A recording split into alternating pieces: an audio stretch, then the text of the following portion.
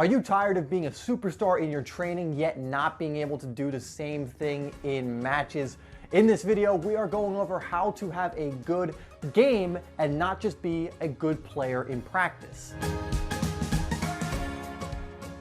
Yo, what's up guys? It's Dave here from SimplySoccer, and on this channel we're helping you to improve your game and stand out on the pitch, and we do that through daily soccer tip, technique, and training videos. So if you haven't already, make sure you hit that subscribe button and that bell icon so you don't miss any content that we release. Now in today's video, we are going over a topic a lot of you have been asking for, because a lot of you have told me you're great when it comes to practice and training, you're really good in your team trainings, one of the best actually, but for some reason, when it comes to match day, you can't replicate that same form. So we're going to be going over why this is probably happening to you, and also some things you can do in order to fix this. Okay, so first we're going to go over the main reason this happens to probably like 95% of players, and the reason is, in games there is much more pressure, or at least you feel much more pressured than you do in practices. You see, practices are a low pressure situation. If you make a mistake, it's fine. It's just practice. You can try some more risky things. You can try out that new move. You can take that player one-on-one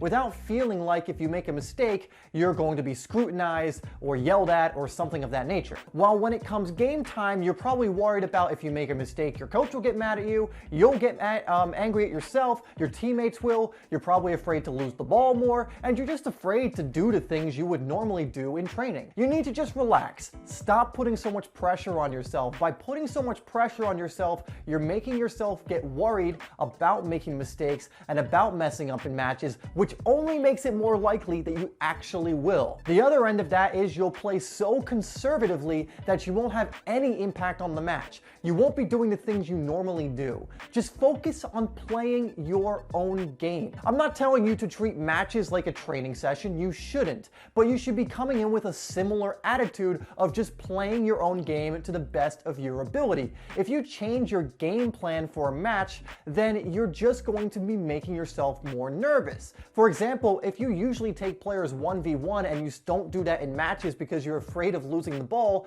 you're hurting yourself and you're not going to be able to have as much influence on the game as you could. Next is you need to make sure you bounce back. I guarantee that when you're in training, if you make a mistake, you're probably not that hard on yourself because you attribute making a mistake in training as not being that bad and being something you can learn from. Well, you need to do the same in matches. One reason I see a lot of players failing to do well in matches is they'll actually start out well, but then they'll make a mistake and let it affect them for the rest of the match. You need to stop worrying about mistakes. It is a part of the game. If you lose the ball, I'm not saying you shouldn't learn from that mistake, but you need to, get your confidence back up and not worry about it so you don't make the same mistake again later. Don't let one mistake ruin the rest of your game and make you so nervous that you're not doing the things you normally would.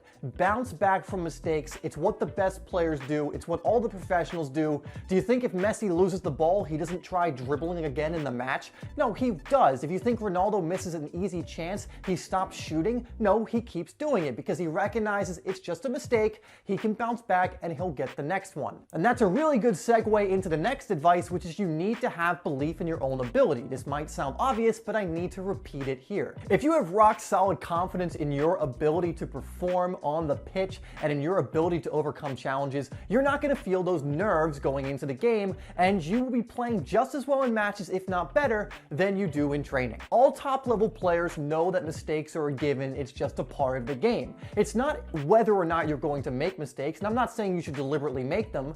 It's what you do after you've made the mistake.